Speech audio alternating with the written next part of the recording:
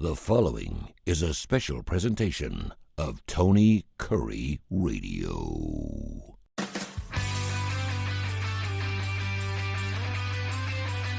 Welcome back to Bite by Bite. He is Michael Coleman, the CEO of the Heart of Alabama Food Bank. They cover 65 counties in the lower part of the great state of Alabama.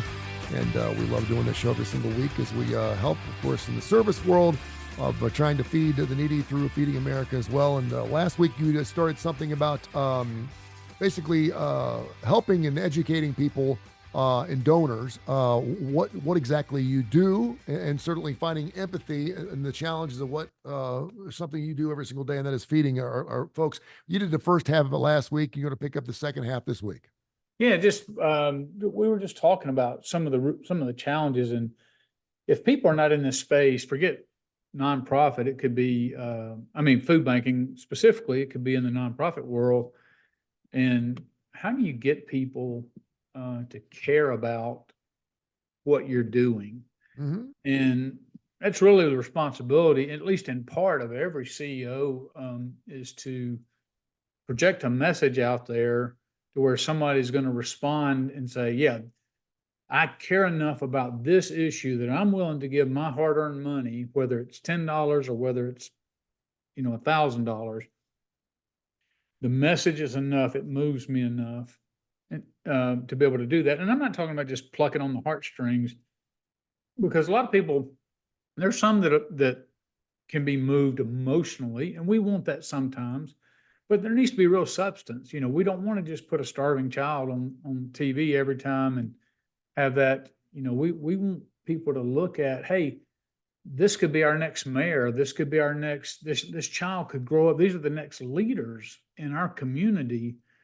But they're facing barriers right now. And with food insecurity, and if we don't help them overcome that, then they're not going to grow up, or at least there's a danger of them not growing up to become what we believe they have the capacity to be. And so it could have long-term damage to our community, not just to these individuals. So lots of times it's all about, how do you appeal to people to get them out of their preconceived notions? Because look, we live in a country that values self-sufficiency. Mm-hmm.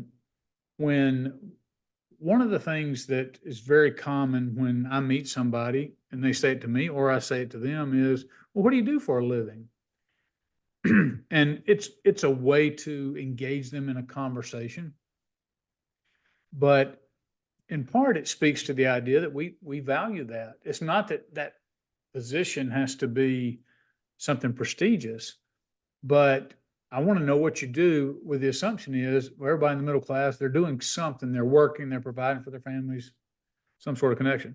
It's not a question that's asked with people in poverty. When you have conversations with people in poverty, it's that's never a conversation would lead like that.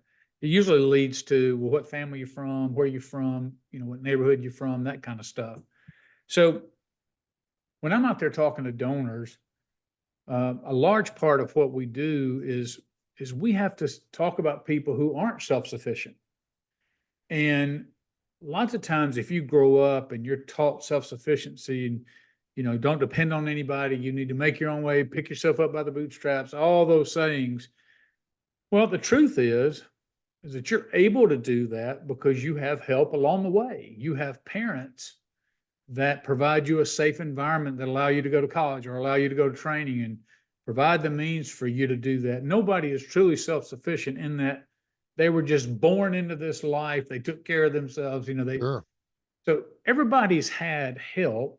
Most of us have crashed and burned and done some really stupid things and had people come along, not necessarily parents, but people come along. And then let's say you overcome that immaturity, or you get through adolescence and you kind of settle down, you got a family, you start growing up. And I've seen people look back and go, I'm a self-made man.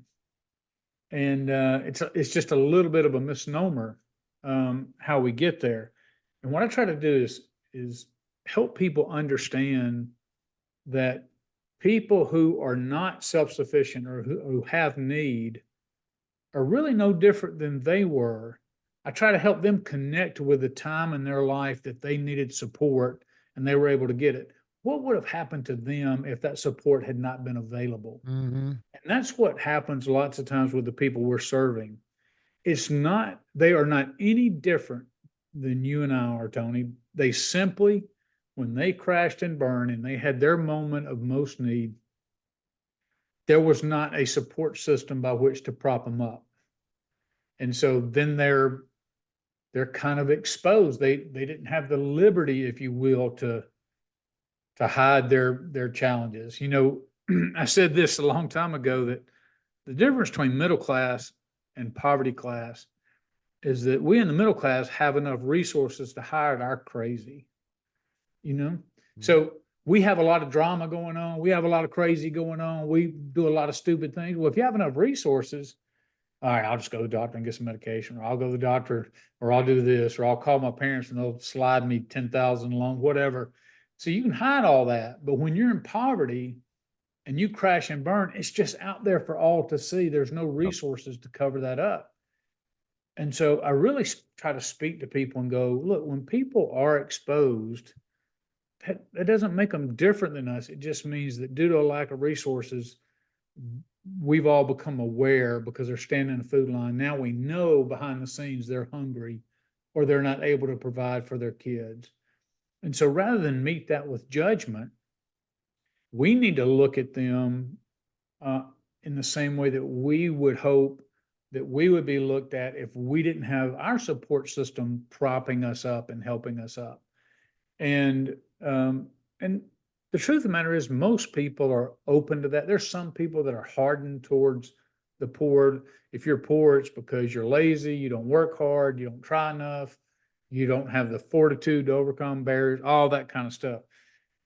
But I'm encouraged to say that that's not the majority. Even if you do take a harder line, when you begin to talk about and break it down that us as humans, and that you are where you are, at least in part, because you had some resources, you had some people come alongside of you, you had some people that were like, it's okay, I'm going to get you through this tough place. And all you're doing is you're looking at a group of people, whether it's an individual, whether it's a family, whatever, who don't have that same support.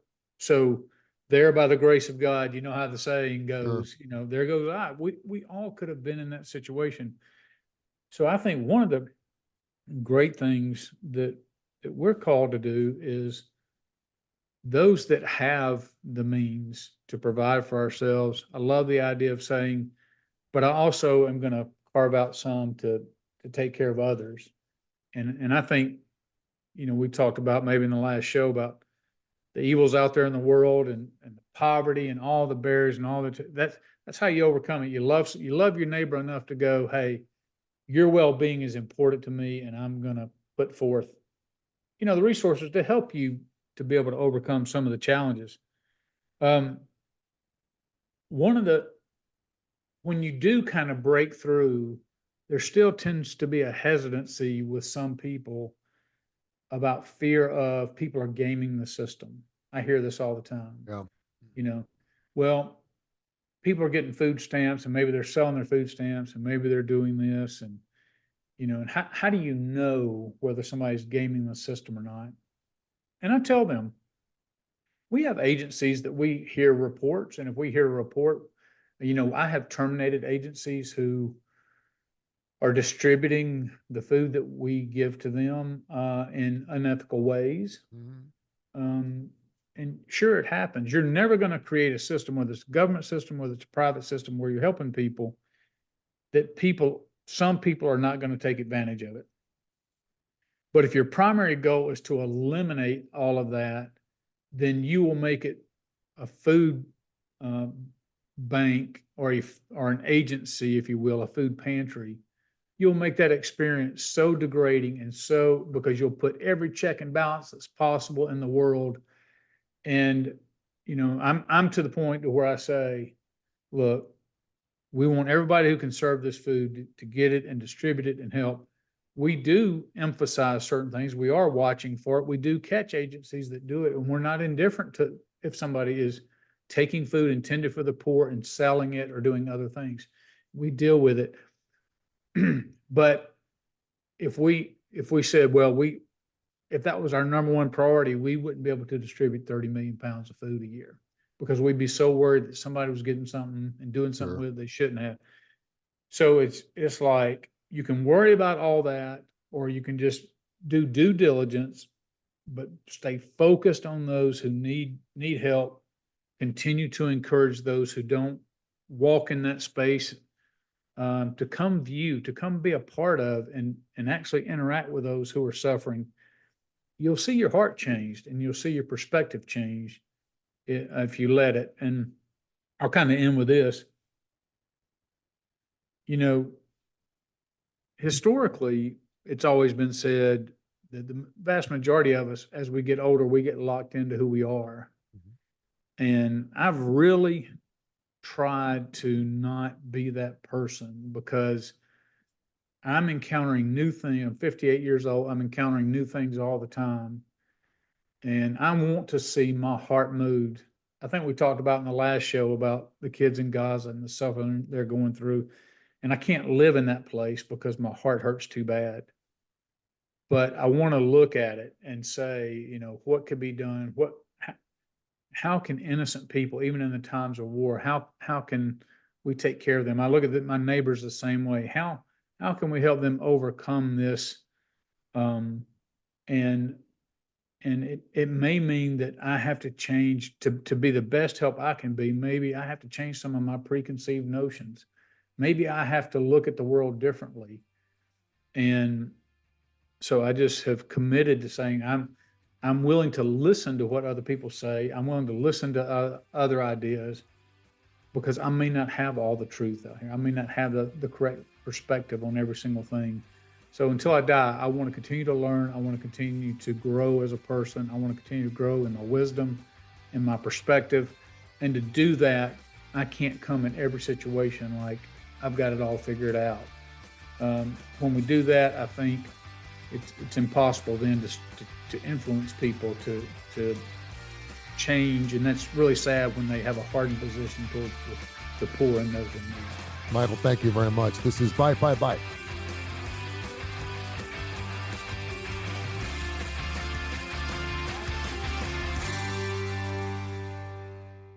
This has been a special presentation of Tony Kurre Radio.